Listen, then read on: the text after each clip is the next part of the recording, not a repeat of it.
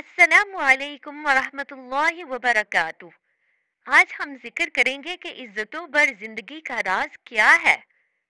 मेरे दोस्तों, हम अपनी औकात को देखें कि हम अल्लाह ताला के किस कदर मोहताज हैं।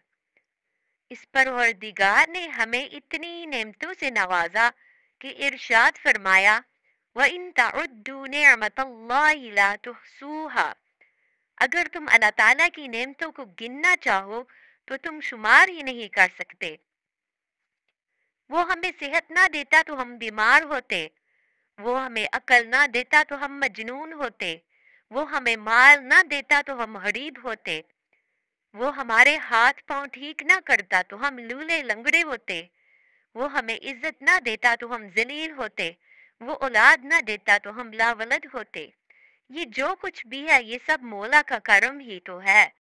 ये सब उसी की मेहरबानियां हैं जो आज हम अपने आप को कुछ समझने लग जाते हैं। ख्वाजा फजल अली कुरैशी रहमतुल्लाह अलैह बहुत सादा बातें फरमाते थे। सुभान अल्लाह, बड़ों की बातें भी बड़ी होती हैं।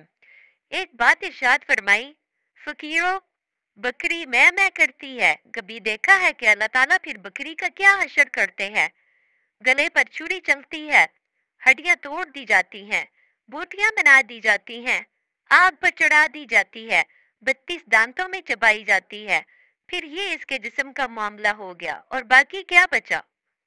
इसकी आंतें बच गई।